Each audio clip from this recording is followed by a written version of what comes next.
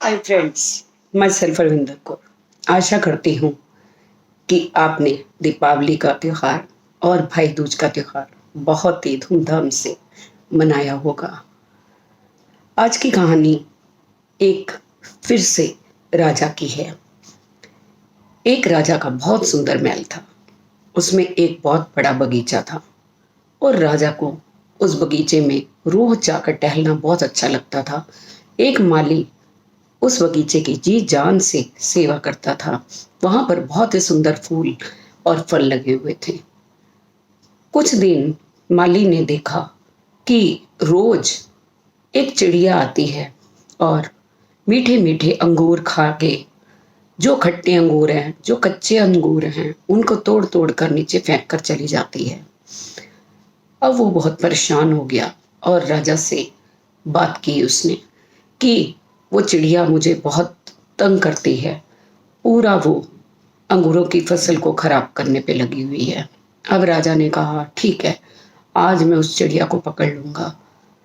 अब राजा जब चिड़िया आती थी उस समय उससे पहले आए और अंगूरों की बेल के पीछे छुप गए।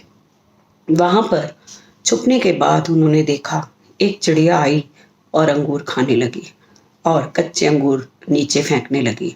धीरे से राजा ने पीछे से आकर उस चिड़िया को पकड़ लिया। अब चिड़िया राजा के हाथ में छटपटा रही थी तो उसने बोला, राजा, मैं तुम्हें ज्ञान की 4 बातें बताऊंगी, उनको तुम ध्यान से सुनना। एक तो पहली बात है कि अपने हाथ में आए हुए शत्रु को जाने मत देना।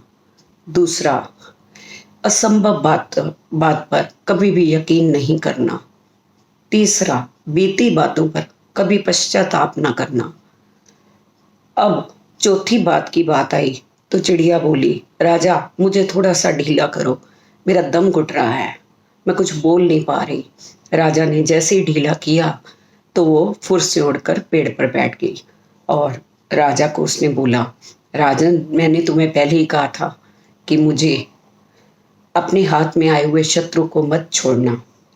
अब मेरे पेट में 2 बड़े बड़े हीरे हैं। अगर तुम मुझे पकड़ लेते और मार डालते तो वो हीरे तुम्हें मिल जाते। अब राजा सोच में पड़ गया और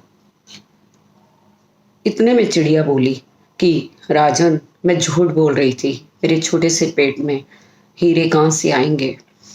मैंने दूसरा तुम्हारे को बताया था, असंभव बात पर यकीन मत करना, और तीसरा, कभी भी पश्चाताप मत करना। अब तुम मुझे छोड़कर पश्चाताप भी कर रहे हो। ये चिड़िया ने ये बात राजन को नहीं समझाई बल्कि हम सब लोगों को समझाई है। हम लोग हमेशा अपने पास्ट में गिरे रहते हैं।